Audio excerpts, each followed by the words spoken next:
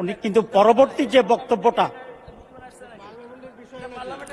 সবাই যদি কথা বলেন তাহলে ওনাকে উপনেতা কেন বানিয়েছেন? দয়া করে বসেন। যেহেতু যেহেতু বিরোধী দলের নেতা নেই, উপনেতাকে ফ্লোর দেওয়া হয়েছে, তাহলে ওনাকে কেন বানালেন? আচ্ছা ধন্যবাদ। একটি দলকে কেন্দ্র করে পরবর্তী পর্যায়ে যে স্টেটমেন্টটা দিয়েছেন, এটা মাননীয় উপনেতা, আমি একটু আপনাকে যদি বইটার সামনে থাকে আমি একটু পড়ে শোনাতে চাই, একটু দয়া করে যদি ধৈর্য ধরতেন। 300 বিধিতে বিবৃতি দেওয়ার পর এই ব্যাপারে কোনো কোশ্চেন করা যায় না। এটা আমাদের ওই রিটেন একটা যে কনস্টিটিউশনের মতো এটা সংসদের। উনি কিন্তু পরবর্তী যে বক্তব্যটা,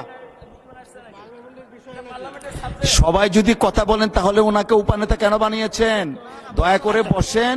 যেহেতু যেহেতু বিরোধী দলের নেতা নেই, উপনেতাকে ফ্লোর দেওয়া হয়েছে, তাহলে ওনাকে কেন বানালেন? আচ্ছা ধন্যবাদ। না আপনি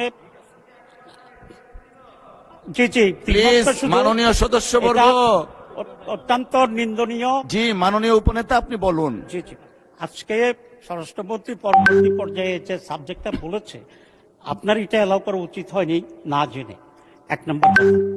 2 নম্বর কথা হচ্ছে, আমি কিন্তু আগেরটাও জানতাম না, আগের বিবৃতিটা কি ছিল সেটাও জানতাম না। আপনি বলেন কি বলতে চাচ্ছেন প্লিজ। কিন্তু ভেরি আনফরচুনেট থিং হচ্ছে এই যে আমার জানা নাই স্বরাষ্ট্রমন্ত্রী পরবর্তী পর্যায়ে একটি আনডিসাইডেড ম্যাটারকে, বিতর্কিত বিষয়কে এখানে পার্লামেন্টে এরকম বক্তব্য রাখা কোন একটি দলকে করে, এটাই বোধহয় বাংলাদেশের পার্লামেন্টের ইতিহাসে এই প্রথম বলেই আমি মনে করি। এবং এটা মনে হচ্ছে আমার কাছে যে মাননীয় স্বরাষ্ট্রমন্ত্রী একটি দলকে কন্ডেম করার জন্য ইন্টেনশনালি এটা এখানে প্রেস করেছে। ঘটনাটা যেটা হয়েছে, আমি এখন জানতে চাচ্ছি যে জিশান এখন কোথায় আছে, 1 নাম্বার। 2 নম্বর কথা হচ্ছে, এখানে কুমিল্লার পুলিশ জিশানের সাথে কারো কথা বলতে সাংবাদিকদেরকে দেখা করতে দিচ্ছে না, এবং যে মেয়েটার কথা বলা হয়েছে ওই মেয়েটার সাথেও কাউকে কথা বলতে দেওয়া হচ্ছে না। তাহলে এটা কেন? এখানে কি কোনো প্লট তৈরি হচ্ছে?